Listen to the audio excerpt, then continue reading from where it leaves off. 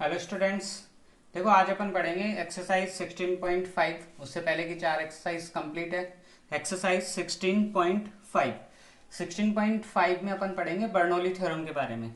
16.1 and 2 में conditional probability के बारे में पढ़ा था। 16.3 में बेस थ्योरम के बारे में पढ़ा था। 4 में प्रोबेबिलिटी डिस्ट्रीब्यूशन आ गया था। नेक्स्ट अपने पास है 16.5। इसमें पढ़ेंगे बर्नौली थ्योरम के बारे में। देखो बर्नौली थ्योरम क्या है।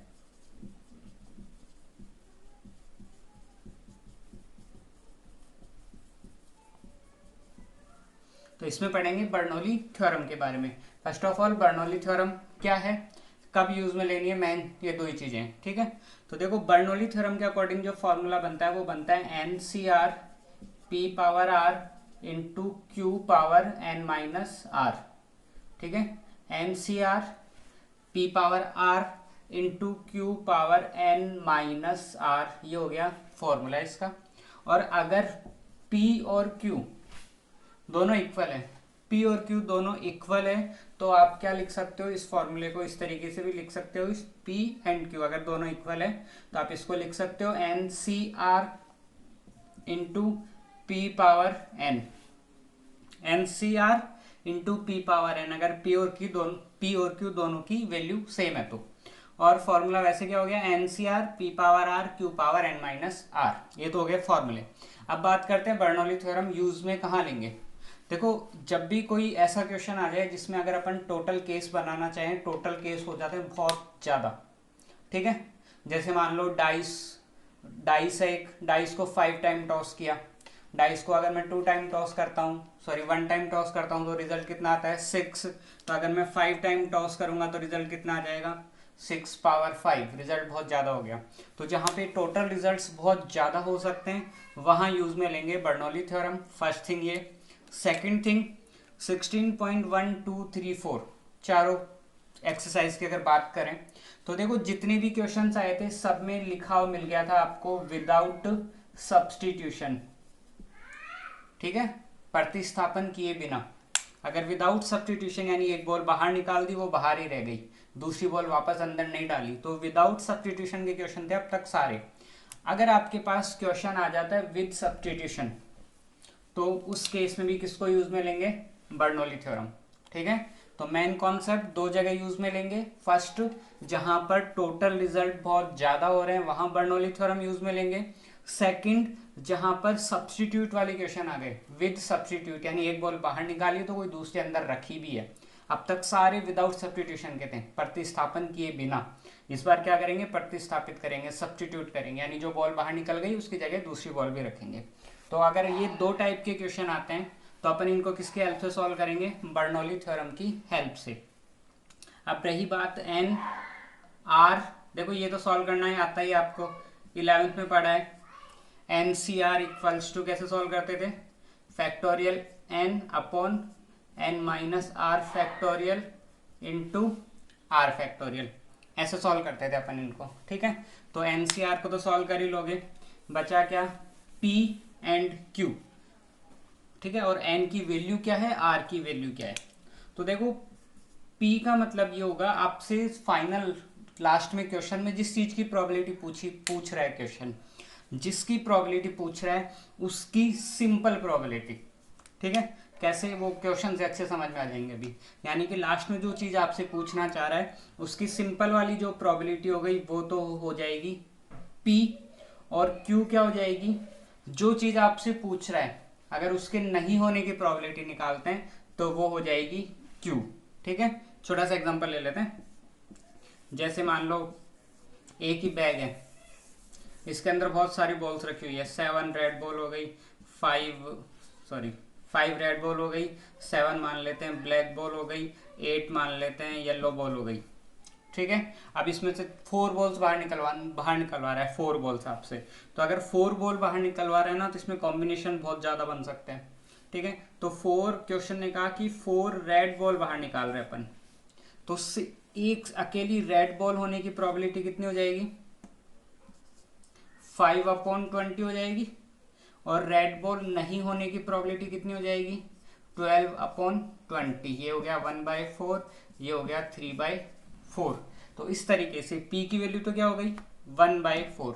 यानी आपसे जो चीज़ पूछा गया उसकी पहले सिंपल प्रोबेबिलिटी आपके डायग्राम क्वेश्चन के अकॉर्डिंग सिंपल प्रोबेबिलिटी निकाल लो, वो हो जाएगा P, और उसको अगर मैं 1 में से माइनस कर दूंगा तो वो हो जाएगा Q। तो ये हो गए P और ये हो गए Q। उसके बाद में बचा क्या, N और R। तो N और R जो है वो डिपेंड करेंगे आपके क्वेश्चन पे, ठीक है। तो N का मतलब हो गया जैसे कितनी बार यूज में लेना है, और जैसे एटलीस्ट, एटमोस्ट, इस तरीके से केस बनते जाते हैं तो उनकी जो वैल्यू चेंज होती है 1 टाइम 2 टाइम, उसके अकॉर्डिंग R जो है वो चेंज होता रहता है। तो N और R एग्जैक्ट समझ में आएगा किसी एक क्वेश्चन के हेल्प से, ठीक है। तो अपन क्वेश्चन लेते हैं एक्सरसाइज 16.5 का क्वेश्चन नंबर 1। देखो क्वेश्चन नंबर 1 क्या कह रहा है। क्वेश्चन नंबर 1 ये कह रहा है कि एक डाइस है, सॉरी कॉइन, एक कॉइन को 10 टाइम टॉस कर रहे हैं, कॉइन को 10 बार उछाल रहे हैं, यानी कि टोटल रिजल्ट कितना हो जाता है 2 पावर 10। बहुत ज्यादा रिजल्ट हो गया, तो बर्नौली की हेल्प से सॉल्व कर लेंगे। कॉइन को 10 टाइम टॉस कर रहे हैं तो n हो गया 10, 10 बार उछाल रहे हैं उस कॉइन को, तो n हो गया 10। अब क्वेश्चन ये कह रहा है प्रोबेबिलिटी फाइंड करनी है किसकी। फर्स्ट तो ये कह रहा है 6 हेड आने की, 6 हेड आने की प्रोबेबिलिटी। सेकंड ये कह रहा है आपसे एट लीस्ट 6 हेड आने की, एट लीस्ट 6 हेड। एटलीस्ट का क्या मतलब होता है, कम से कम, कम से कम 6 हेड आने की प्रोबेबिलिटी। और थर्ड आपसे पूछ रहा है मैक्सिमम 6 हेड। तो ये जो मैक्सिमम है ये यूज में ले रहा है इसके पास एट मोस्ट के लिए, वैसे तो इसने मैक्सिमम लिखा है, मैक्सिमम 6 हेड, यानी ये एट मोस्ट बोल रहा है ये, तो ज्यादा से ज्यादा 6 हेड, ठीक है। सॉल्व करते हैं इसको। First of all formula n r p वगैरह वो चेक कर लेते हैं। तो देखो क्या पूछ रहा है वो, 6 हेड आने की प्रोबेबिलिटी पूछ रहा है, एट लीस्ट 6 हेड आने की, यहाँ मैक्सिमम 6 हेड आने की। तो अगर अपने क्वेश्चन की बात करें, बेसिकली ये क्वेश्चन हेड से काम है, इसको हेड आने की प्रोबेबिलिटी। तो P इक्वल्स टू क्या हो जाएगा, probability of head. Simple coin होता है, 1 टाइम टॉस करते हैं तो प्रोबेबिलिटी ऑफ हेड क्या हो जाएगी 1/2 हो जाएगी ना। और Q का मतलब नॉट हेड, तो इसको मैं 1 में से माइनस कर दूंगा 1/2। ये चीज समझ में आई। देखो 6 head, at least 6 head, maximum 6 head, सारी जगह मेन काम किससे, हेड से है। तो आपको क्या करना है, हेड आने की सिंपल प्रोबेबिलिटी क्या होती है 1/2 ही होती है। एक कॉइन को अगर मैं एक बार टॉस करता हूँ 1/2 हेड आने की, और हेड नहीं आने की प्रोबेबिलिटी 1/2, ठीक है। तो ये हो गई आपके पास P की वैल्यू और ये हो गई आपके पास Q की वैल्यू। अब मैंने कहा था P और Q दोनों सेम है, तो फॉर्मूला कौन सा लगा दोगे आप, NCR into P power n, ये फॉर्मूला लगा दोगे। अब n की बात करते हैं तो n तो हो गया 10, ठीक है। r की बात करते हैं, r क्या होगा, देखो आपसे कितने बार पूछा हुआ है 6 हेड से मतलब है आपको, तो r की वैल्यू हो गई 6। ये जो r है वो क्वेश्चन के अकॉर्डिंग चेंज होता रहता है। तो NCR into P power n, तो देखो क्या हो जाएगा NCR इंटू P यानी 1/2 पावर n, पावर n का मतलब हो गया 10।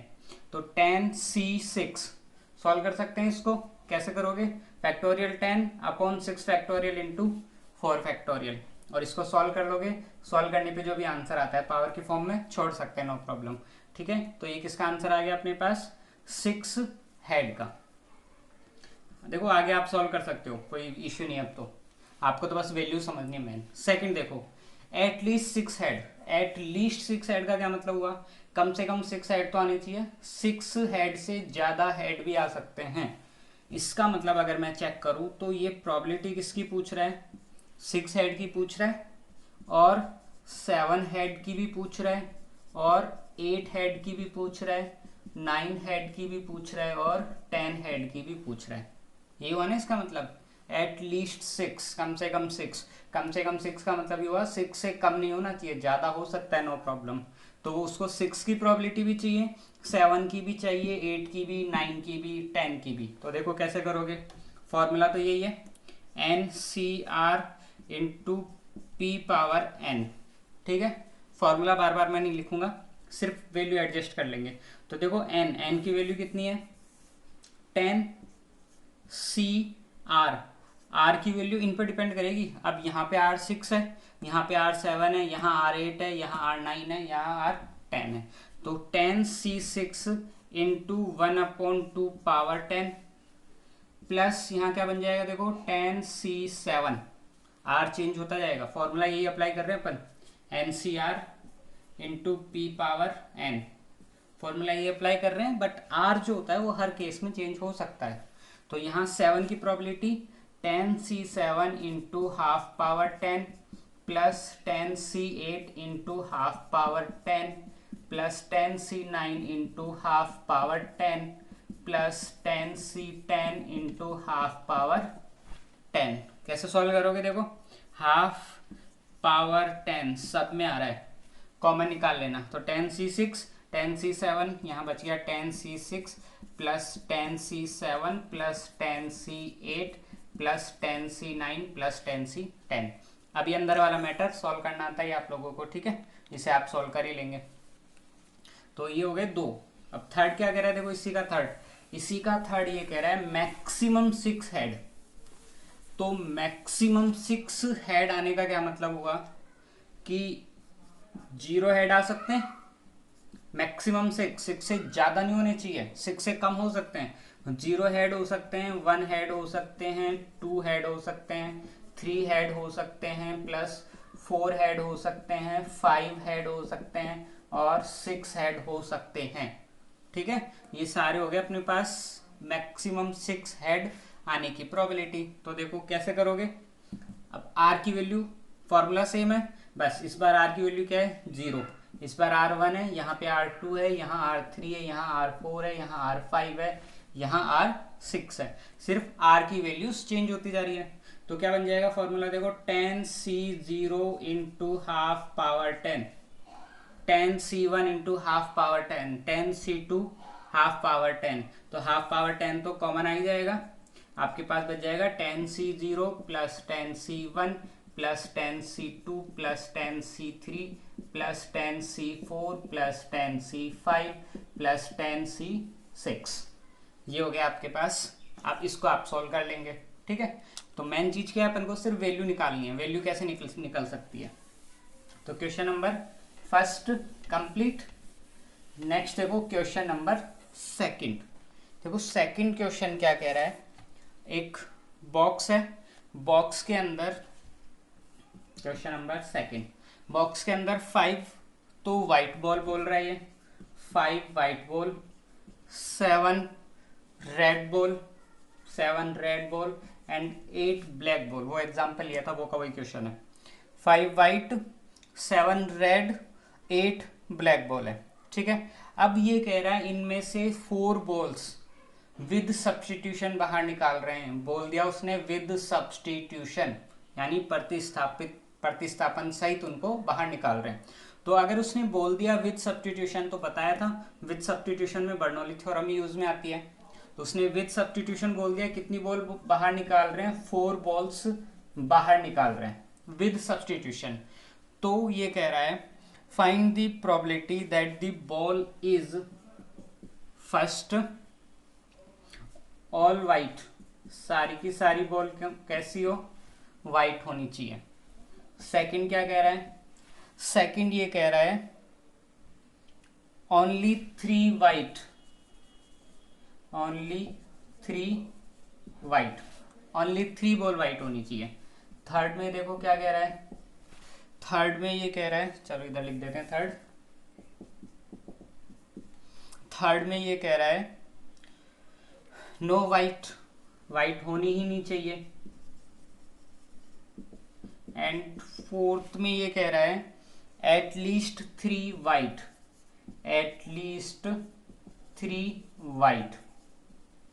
ठीक है, क्वेश्चन यहाँ, ये तो सिर्फ क्वेश्चन था अपना। एक बॉक्स है, बॉक्स के अंदर 5 वाइट है, 7 रेड एंड 8 ब्लैक बॉल है, उनमें से 4 बॉल विद सब्स्टिट्यूशन बाहर निकाल रहे हैं, यानी एक निकाल दी तो दूसरी फिर अंदर कोई ना कोई दूसरी बॉल भी अंदर रखेंगे। तो विद सब्स्टिट्यूशन बाहर निकाल रहे हैं। अब ये कह रहा है probability that all ball are white, यानी जो 4 बॉल बाहर निकाली है वो चारों के चारों कौन सी हो, व्हाइट कलर की हो, उनमें से कोई 3 वाइट हो या फिर कोई वाइट ही नहीं हो, या फिर क्या हो, एटलीस्ट 3 वाइट हो, कम से कम 3 वाइट हो आपके पास। तो अब चेक करते हैं एन, पी और पी, क्यू एंड आर। तो देखो कितनी बॉल बाहर निकाल रहे हैं, 4 बॉल बाहर निकाल रहे हैं। तो एन तो हो गया आपके पास 4, ठीक है, जितनी भी बॉलें बाहर निकाल रहे हैं ये हो गया 4। अब सेकंड थिंग पी की बात करते हैं। तो देखो जितने भी क्वेश्चन है यहाँ सारी की सारी वाइट होनी चाहिए, यहाँ 3 वाइट होनी चाहिए, यहाँ वाइट होनी नहीं चाहिए, यहाँ एटलीस्ट 3 वाइट होनी चाहिए। यानी कि पूरा का पूरा क्वेश्चन किस पर है, पूरा का पूरा क्वेश्चन बेस्ड है व्हाइट बॉल पर, पूरा क्वेश्चन व्हाइट बॉल पर बेस्ड है। तो व्हाइट बॉल की सिंपल प्रोबेबिलिटी यहाँ से निकाल लो, क्या आ जाएगी, 5/20 दैट इज 1/4। और Q क्या हो जाता है, Q का मतलब होता है नॉट वाइट। अगर ये 1/4 है तो कैसे 1 - 1/4 सॉल्व कर दोगे, 3/4। ये आ गया आपके पास Q। अब बच्चा R, R आपको पता ही है, R क्वेश्चन पर डिपेंड करेगा, क्वेश्चन के अकॉर्डिंग चेंज होता जाएगा। तो फर्स्ट की बात करते हैं, अगर अपन ऑल वाइट यानी 4 बॉल निकालनी है, चारों की चारों वाइट होनी चाहिए, तो फर्स्ट का मतलब R की वैल्यू भी 4 हो गई, ठीक है।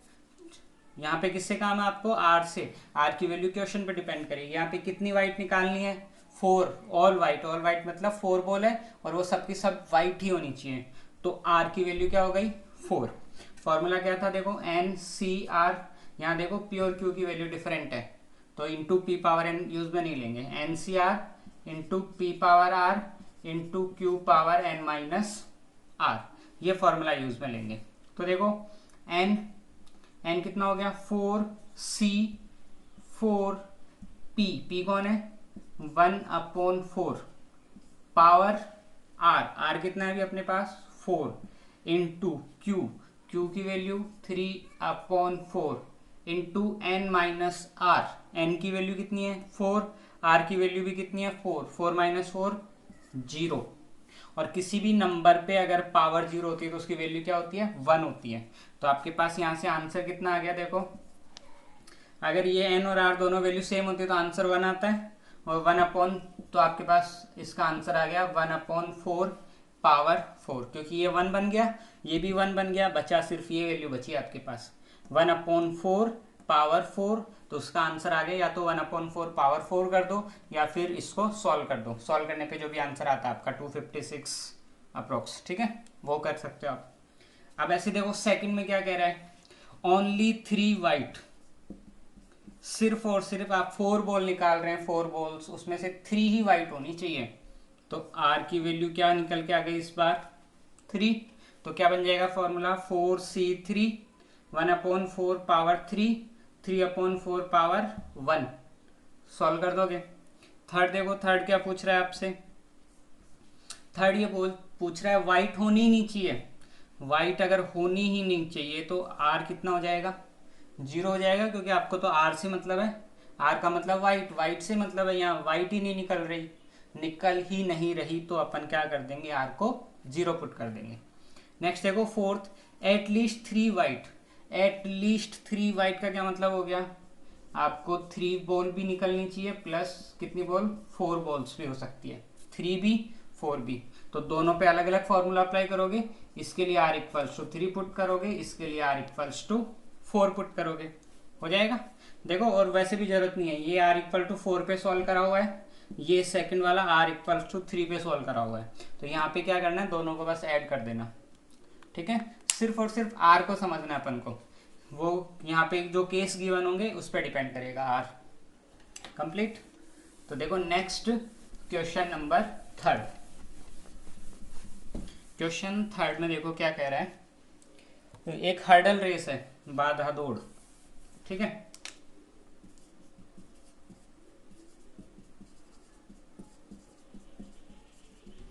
तो एक हर्डल रेस है, हर्डल रेस में क्या हो रहा है, टोटल 10 हर्डल है उसके अंदर, ठीक है, टोटल 10 हर्डल्स है। अब ये कह रहा है कोई एक प्लेयर है, वो अगर उसको क्रॉस कर देता है, जो बीच में जो हर्डल्स लगे हुए हैं भाग रहा है उसको क्रॉस कर दिया, ठीक है, तो क्रॉस करने की प्रोबेबिलिटी उसने बता दी 5/6, क्रॉस करने की प्रोबेबिलिटी उसने बता दी 5/6। तो प्रोबेबिलिटी ऑफ क्रॉस, हर्डल को क्रॉस करने की प्रोबेबिलिटी हो गई 5/6। तो फिर देखो क्रॉस नहीं करने की प्रोबेबिलिटी क्या हो जाएगी, इसको मैं p मान लेता हूँ, है ना, क्रॉस कर रहा है वो, तो 5/6। और अगर क्रॉस नहीं कर रहा है तो उसकी प्रोबेबिलिटी कितनी हो जाएगी 1/6। कैसे, 1 में से माइनस कर देंगे। अगर p पता है या q दोनों से एक वैल्यू पता है, 1 में से माइनस कर दो, सेकेंड वैल्यू आ जाएगी। तो वो क्या कर रहा है, हर्डल को क्रॉस करने की प्रोबेबिलिटी है 5/6। इसका मतलब क्रॉस नहीं करने की, या फिर हर्डल्स जैसे वो भाग रहा है, हर्डल क्रॉस नहीं हुआ, गिरा दिया हर्डल को, तो हर्डल को गिराने की प्रोबेबिलिटी हो गई 1/6। अब क्वेश्चन ये कह रहा है कि प्रोबेबिलिटी फाइंड करो कि वो दो से कम हर्डल्स को गिरा देगा। देखो 2 से कम हर्डल्स को गिरा देगा, इसका मतलब क्या हुआ, टोटल 10 थी, 10 में से वो 2 से कम हर्डल्स को गिरा रहा है, इसका मतलब कितने हर्डल्स क्रॉस कर लेगा, क्योंकि p किसको माना हुआ है, क्रॉस कर लेगा। जिस चीज को क्रॉस में है उसी का अकॉर्डिंग क्वेश्चन सॉल्व होता है, ठीक है। जैसे पिछला क्वेश्चन सारे वाइट पूछ रहे थे, तो p जो था वो वाइट होने की प्रोबेबिलिटी थी। अब ऐसे ही p किसकी प्रोबेबिलिटी है 5/6 की, तो अपन को गिराने से मतलब नहीं है, अपन को क्रॉस करने से मतलब है। या फिर ऐसे भी कर सकते हो आप इसको कि इसको q एज्यूम कर लो, इसको p एज्यूम कर लो, ठीक है। वो एक दो क्वेश्चन सॉल्व करोगे ना, अपने आप आइडिया बैठने लग जाएगा कैसे करना है। अभी ये कह रहा है 2 से कम हर्डल को गिरा देगा, ये प्रोबेबिलिटी निकालनी है, 2 से कम को गिरा देगा। तो देखो सीधी सी बात है, अगर वो 2 से कम हर्डल को गिराता है तो यानी कितने हर्डल गिरा सकता है वो, या तो 1 या फिर 0, 2 से कम यही हुआ ना, या तो 1 हर्डल गिरा देगा। अगर 1 हर्डल गिर गया तो कितने हर्डल क्रॉस कर सकता है, 9 हर्डल क्रॉस कर सकता है वो। और अगर एक भी हर्डल नहीं गिरा तो वो कितने क्रॉस कर सकता है, 10 हर्डल्स क्रॉस कर सकता है। यानी आपको प्रोबेबिलिटी किसकी निकालनी है, P9 प्लस P10 क्रॉस करने की, क्योंकि यहाँ पे क्रॉस करने की प्रोबेबिलिटी थी 5/6। अब देखो n तो कितना हो गया, टोटल हर्डल्स 10 थे, इस केस में R 9 हो जाएगा, इस केस में R 10 हो जाएगा। फॉर्मूला है ही अपना NCR into P power R into Q power N minus R हो गया, प्लस इसके लिए क्या बन जाएगी देखो 10C10 into P power R into Q power N minus R हो जाएगा। अब इसको आप सॉल्व करना आता है आप लोगों को, इसको आप सॉल्व कर ही लोगे। तो ये हो गया आपके पास क्वेश्चन नंबर 3, सिंगल क्वेश्चन ही पूछा था इसके अंदर। नेक्स्ट देखो क्वेश्चन नंबर 4। क्वेश्चन 4 में क्या कह रहा है, 5 डाइस है, आ गया देखो वापस डाइस आ गया। इस बार डाइस में भी कितने बोल दिए उसने, 5 डाइस एक साथ बोल दिए, तो केस बहुत ज़्यादा बन जाते हैं। तो 5 डाइस है, अब 5 डाइस को एक साथ फेंक रहा है। वो कह रहा है अगर उस पर इवन नंबर आने को अपन सक्सेस मान लें, सक्सेस मतलब p, ये ध्यान रखना है, सक्सेस। अगर इवन नंबर आने को सक्सेस मान ले, इवन नंबर मतलब अगर हिंदी में बात करें तो सम संख्या, तो सम संख्या को क्या मानेंगे p। अगर इवन नंबर आने को अगर अपन p मान लेते हैं तो वो ये कह रहा है कि मैक्सिमम 3 सक्सेस होने की प्रोबेबिलिटी, 3 टाइम सक्सेसफुल नंबर आने की प्रोबेबिलिटी। तो देखो चेक करते हैं अपन, सबसे पहले क्या क्या पता है। एक डाइस होता है, डाइस में टोटल रिजल्ट कितने होते हैं, 6 ही होते हैं, 1 2 3 4 5 6। तो इसमें से इवन नंबर आने की प्रोबेबिलिटी क्या हो जाएगी, इवन नंबर 2 4 और 6, तो 3/6 मतलब कि 1/2। तो ये हो गया p।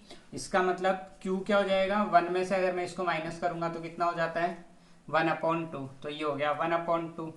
कितने डाइस यूज में ले रहे हैं, डाइस अपन यूज में ले रहे हैं 5, या फिर एक डाइस को 5 टाइम, या फिर 5 डाइस को एक साथ, ठीक है। तो n कितना हो गया 5 डाइस यूज में ले रहे हैं।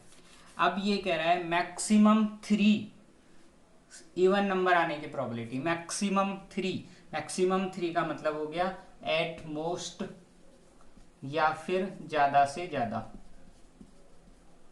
तो अगर ज्यादा से ज्यादा 3 ऐड आने हैं तो क्या बन सकता है, P0 plus P1 plus P2 plus P3, यही बनेगा ना, ज़्यादा से ज़्यादा 3, मतलब 3 से कम तो आ सकते हैं, 3 से ज़्यादा नहीं आने चाहिए। तो P3 बना सकते हैं, P2 बना सकते हैं, P1 बना सकते हैं, P0 बना सकते हैं। अब देखो N है आपके पास, Q है आपके पास, P है आपके पास, यहाँ पे R की वैल्यू 0 हो गई, यहाँ R की वैल्यू 1, यहाँ R की वैल्यू 2, यहाँ R की वैल्यू हो गई कितनी, 3।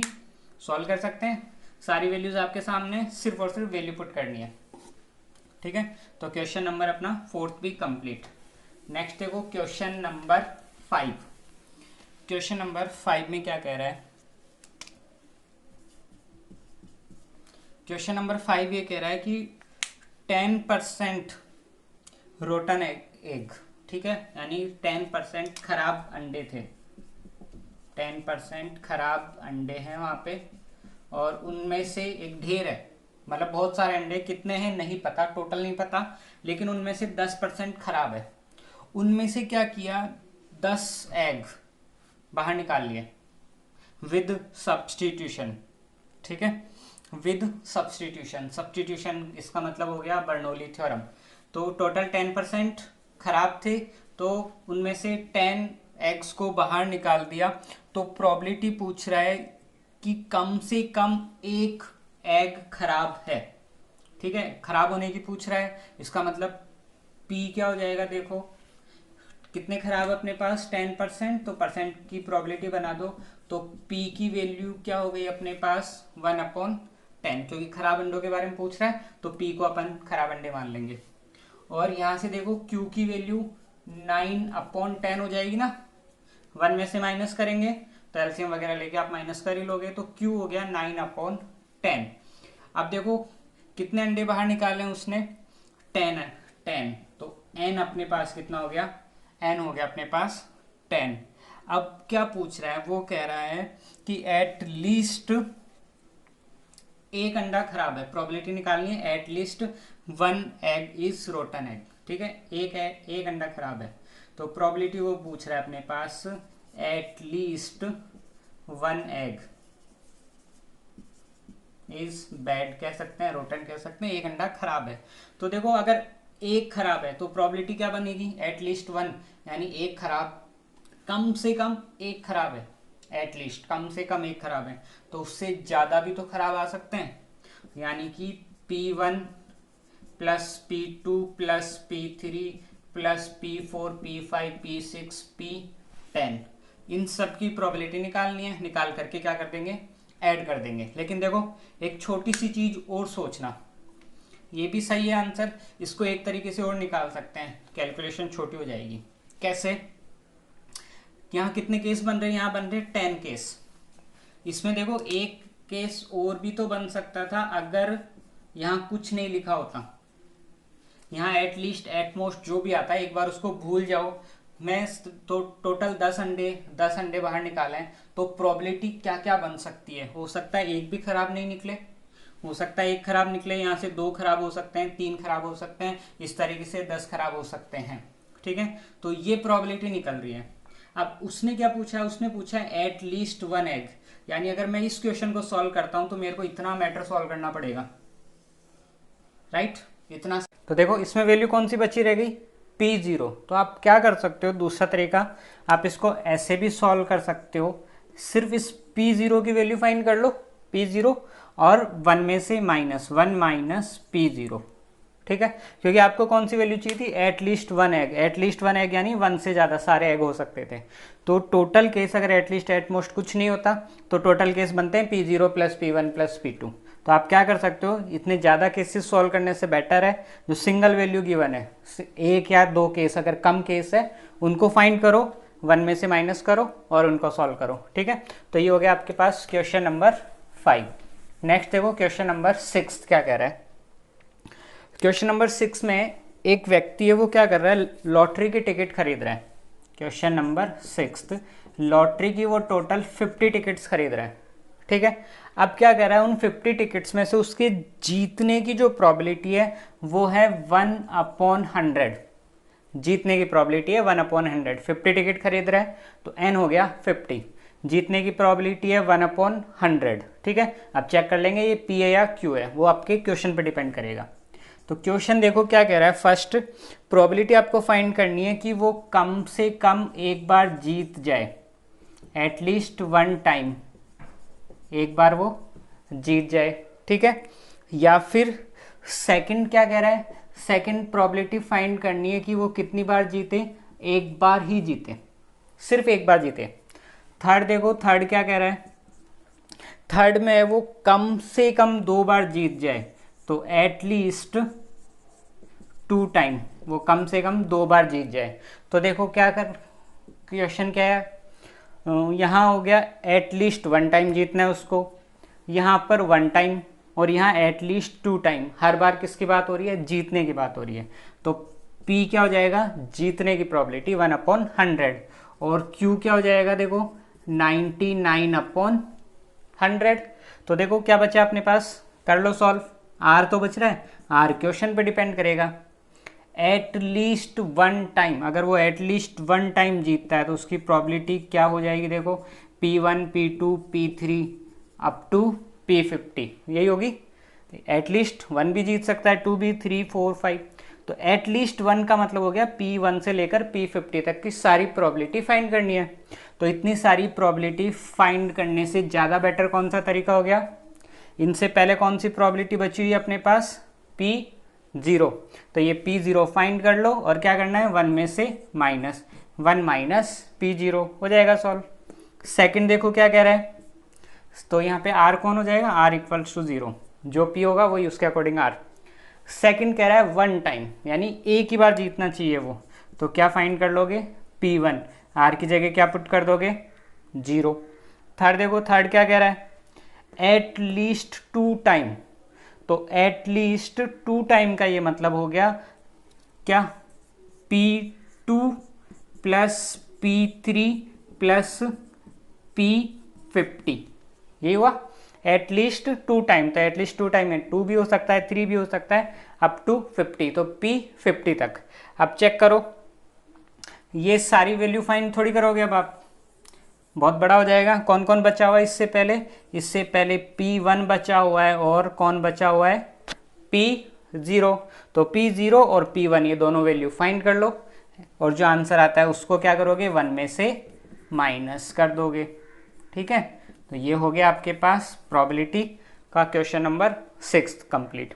अब आगे के जो बाकी जो क्वेश्चन बच गए उनको अपन डिस्कस करेंगे इस वीडियो के सेकंड पार्ट में। Okay, thank you.